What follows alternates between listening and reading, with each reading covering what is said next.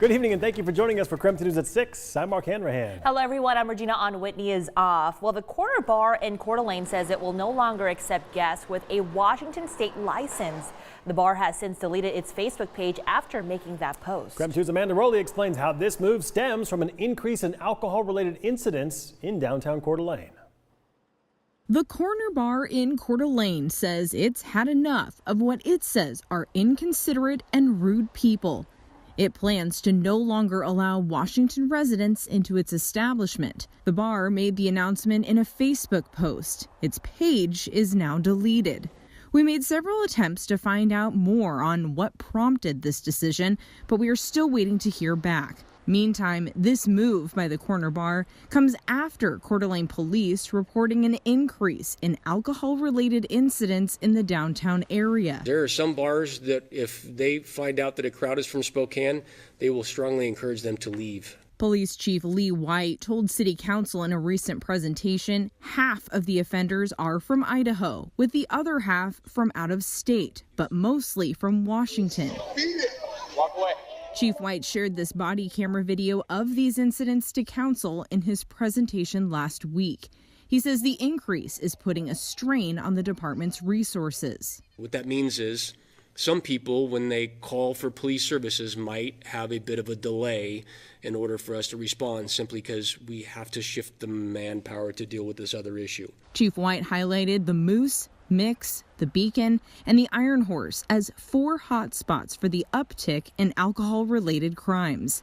Police received 122 calls to these establishments so far this year, mostly on Fridays and Saturdays. If you're telling us this is a serious problem, I absolutely know how serious it is. A spokesperson from the police department says he is unaware of an increase in incidents at the Corner Bar. Mayor Steve Widmeyer said in a statement the city welcomes visitors from Washington, adding as long as businesses follow city laws, they can conduct business however they choose. Amanda Rowley, KREM 2 News. All right, let's talk weather. Our area is still under a wind advisory for about another hour until 7 o'clock tonight. Those wind speeds expected to go down overnight. And Tom, this is good news, right? Well, the wind speeds aren't the good news, but the fact that we're seeing temperatures trending up around 40 degrees, that's pretty good. And we got a lot of snow that melted today after that weekend snow. Here's that wind advisory we're talking about, shaded in brown. That includes the Spokane and Coeur d'Alene area. That's in effect until 11 o'clock tonight. Could still see some wind gusts in the mid to upper 40s, even close to 50 miles per hour. It's 43 degrees right now. Now, the steady wind at the airport is out of the west-southwest at 21 miles per hour. The rain has now moved to the south of us, and you can see it in areas of northern Idaho and southeastern Washington. Still seeing snow, though, falling at those higher elevations. When we take a look at your day planner forecast, we'll look for mostly cloudy and windy weather overnight with an overnight low of 29 degrees. We could see some snow and rain showers at times on your Tuesday, but still warm with a high of 43. And then when we look ahead to the weekend, right now we think it's going to be mostly dry, 39. The daytime high on both Saturday and Sunday.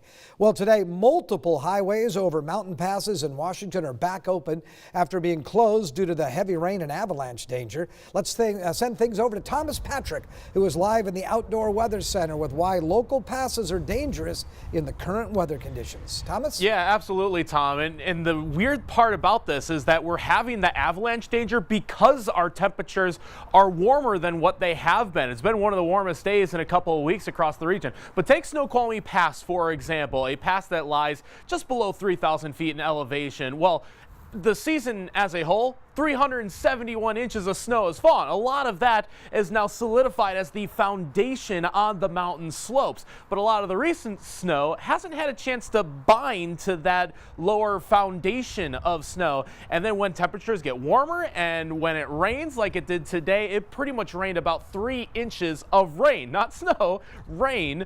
On top of that, snow loosens it up. So those warmer temperatures gives it the potential to start sliding down those slopes. In fact, the Avalanche Center said that today's threat was about as high as it goes, considered on the extreme levels. And that's exactly what we saw starting last night and through the morning hours today.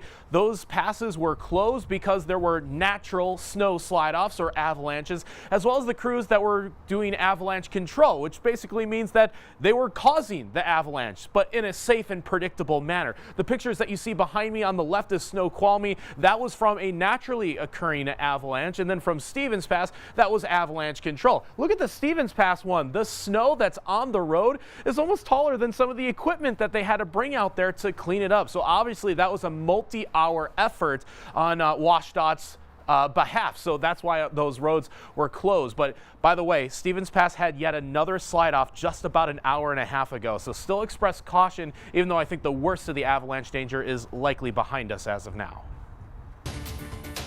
All right, let's get to your vaccine headlines now. At this hour, Chaz Health is still waiting for the latest shipment of vaccines to arrive. The Washington Department of Health says deliveries have been delayed due to local and national weather events. Today, the state confirms 2 shipments were made over the weekend. Roughly 39 Pfizer orders shipped on Saturday. 274 orders of Moderna shipped on Sunday, and that's the vaccine used at the Spokane Max vaccination site. Now, according to the Department of Health, Moderna ships from Tennessee and Kentucky. Pfizer ships from Michigan and Belgium.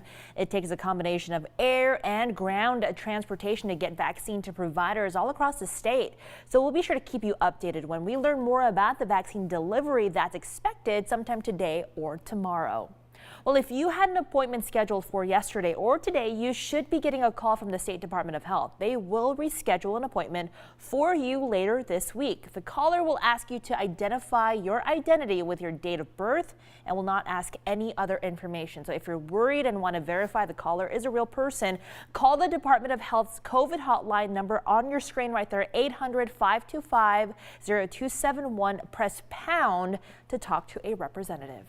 With many appointments being rescheduled, seniors are growing increasingly frustrated as the state starts to talk about moving on to the next phase of the vaccine plan.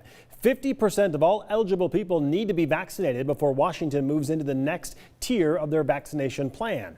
Right now, the Department of Health says that we are way below that 50% mark, and we may be still weeks away from that. But the conversation has many seniors who have yet to find an appointment stressing, but there is new hope now with the Johnson & Johnson vaccine. The bottom line is we can't wait. We can't wait to have more vaccine in the state, but this vaccine gives us additional promises. So that's where we're at, waiting for the official process.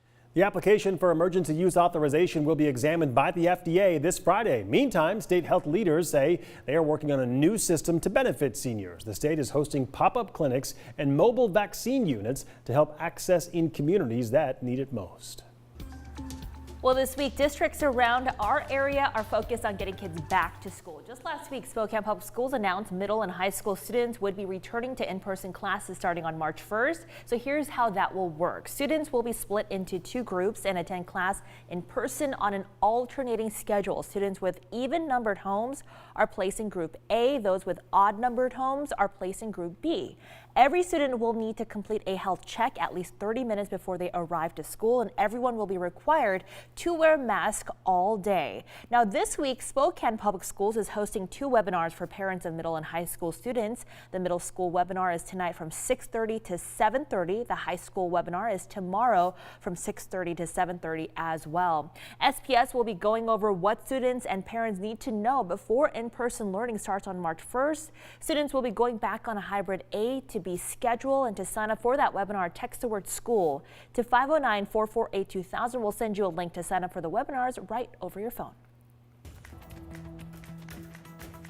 We have only had to cancel the festival till this year. It's only been twice in its history in 83 years, and that was for World War II. And then last year due to the pandemic. And now again this year due to the pandemic, we're having to cancel most of the events. Many smaller events for Spokane's Lilac Festival are being canceled yet again this year, but the main highlight, the parade, will go on. Coming up, we'll let you know what is changing for 2021 and what you still have to look forward to. We're back after a quick break.